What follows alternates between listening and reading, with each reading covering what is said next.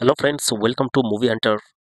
So friends, আজকে আমি discuss করতে যাচ্ছি একটি নতুন বাংলা আপকামিং মুভি, যেটি হচ্ছে চালচিত্র দ্য ফ্রেম ফ্যাটাল।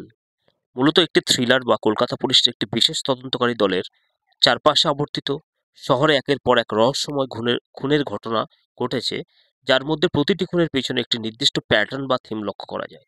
এই খুনগুলো তদন্তে নামেন অভিজ্ঞ পুলিশ অফিসার কনিষ্ক চ্যাটার্জি এবং তার দলবল। কাহিনী কেন্দ্রে রয়েছে কনিষ্ক চ্যাটার্জি, টোটা রায়চৌধুরী, একজন অভিজ্ঞ পুলিশ অফিসার যিনি তার অতীতের একটি ভয়ঙ্কর ঘটনার ছায়া থেকে এখনো মুক্তি হতে পারেনি। এই ঘটনা তার বর্তমান জীবন এবং তদন্তকে বারবার প্রভাবিত করে। মিলি রাইমা সেন, কনিষ্কের স্ত্রী; নাসির অনির্বাণ চক্রবর্তী, কনিষ্কের সহকর্মী; রিতেশ ও বিশ্ব, দলটির নবীন সদস্য। কলকাতার বিভিন্ন জায়গায় একের পর এক খুনের ঘটনা ঘটতে থাকে। প্রতিটি খুনের যেন একটি গল্প বলছে এবং এর পিছনে থাকা অপরাধীর মনস্তত্ত্ব একেবারে ভিন্নধর্মী।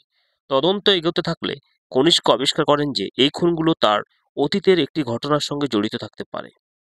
কনিষ্ক তার নিজের ভয়, অপরাধবোধ এবং পেশাগত দায়িত্বের মধ্যে ভারসাম্য বজায় রাখার চেষ্টা করেন। অন্যদিকে তার ব্যক্তিগত জীবনও কঠিন পরীক্ষার মধ্যে পড়ে। কনিষ্ক আবিষ্কার করে যে খুনের ঘটনাগুলো তার জীবনের একটি পুরনো ঘটনার সাথে অদ্ভুতভাবে জড়িত। সেই ঘটনা একমাত্র প্রত্যক্ষদর্শী ছিল এক তরুণ চিত্রশিল্পী, যিনি তার জীবনের কষ্ট, ক্ষতি এবং প্রতিশোধের ভাবনা থেকে এই অপরাধগুলো ঘটিয়েছে। অপরাধী হলেন একজন চিত্রশিল্পী, আহ, যিনি সমাজের প্রতি তার ক্ষোভ এবং কনিষ্কের প্রতি তার ক্রোধ প্রকাশ করার জন্য এই খুনগুলো চিত্রকর্ম হিসাবে সাজিয়েছেন। তার ধারণা ছিল প্রতিটি খুনই একটি শিল্পকর্ম, যা তার ক্ষোভ এবং মানসিক ব্যথাকে প্রকাশ করে। শেষ দৃশ্যে হয়তো অপরাধী তার পরিকল্পনার শেষ ধাপে সফল হলেও, যদিও তিনি গ্রেপ্তার হন, তার আর্ট সিরিজ বিশ্বজুড়ে সমালোচনার বিষয় হয়ে পড়ে এবং তার কাজকে অনেকে শিল্প হিসেবে প্রশংসা করে।